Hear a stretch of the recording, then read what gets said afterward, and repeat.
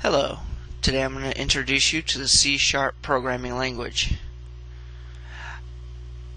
I'm going to be using Microsoft's Visual Studio 2008 Professional Edition, but if you want you can download a free version, Microsoft's Visual C# 2008 Express Edition. It's very good and free. Another free program you can use is Sharp Develop from IC Sharp Code. People argue that they're not as good. I've used them. I like the Sharp Develop program. It just doesn't have some of the features that the full version of Visual Studio has that I like. Okay, so to get started, we're going to create a new C# project, a console application, because we're going to write a Hello World program. So we'll name this Hello World. This can take a few minutes to generate.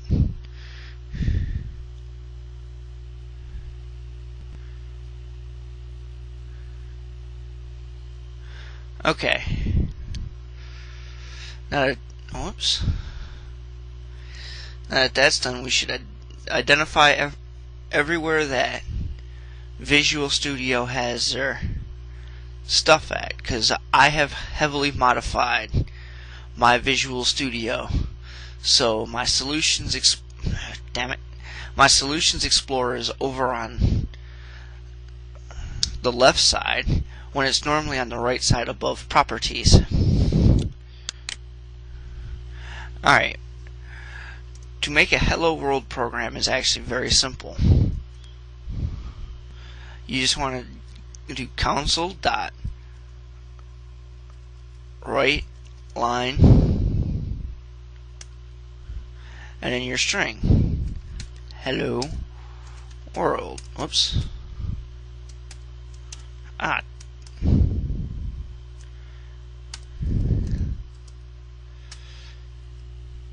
And if we were to compile that and debug it,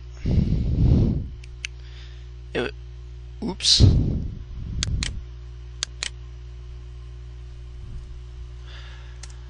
For right now, I'll just put, whoops, console dot read key F5 debugs. And all it does is print Hello World, and just hit any key.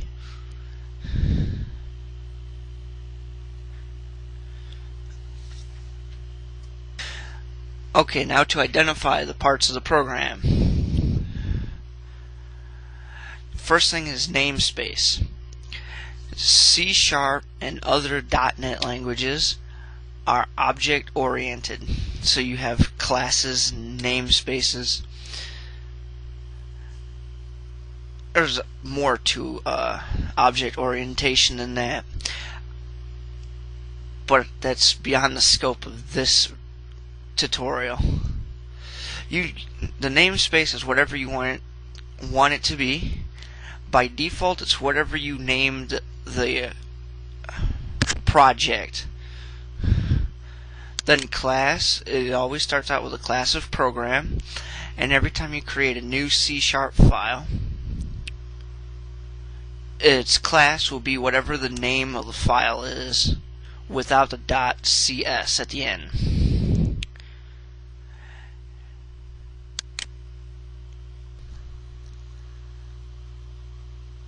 Your main function has to be static.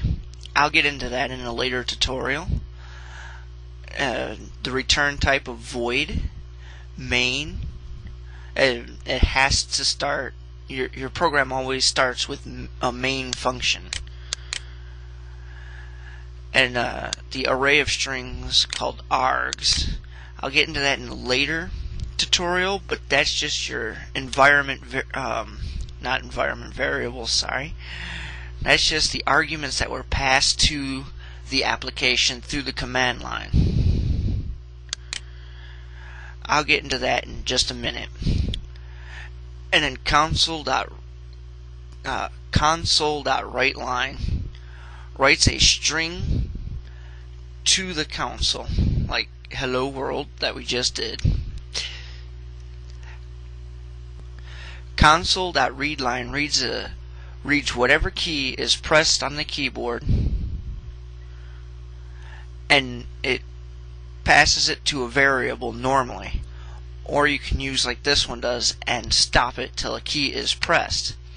Now if you looked at the output window of the program, you would have noticed that the N key, that the letter N was displayed right before it closed.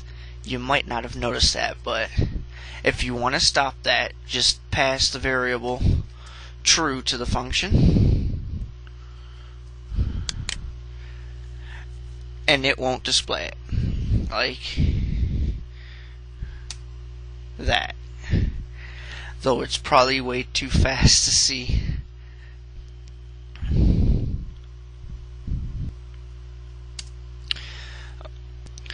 Okay, now I'll show you the arguments that you can pass to the application through the command line. I'll just iterate through them. So for each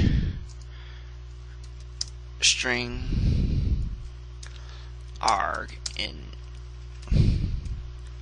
args,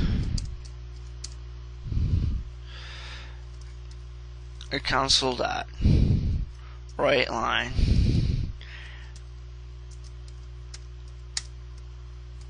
arg. Now for this I will build the solution.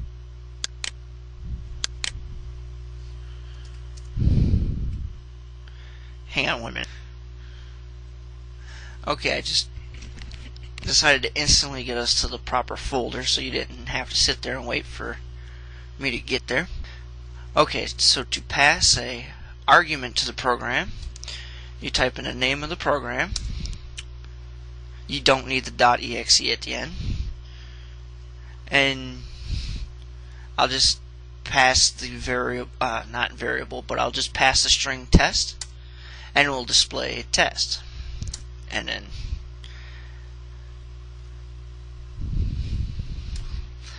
we can also pass numbers,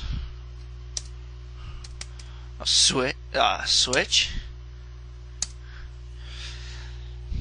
Now inside the program I have not built any way to handle a switch, so it just displayed it. I will make a tutorial on how to handle switches in a later tutorial. Okay, that's it.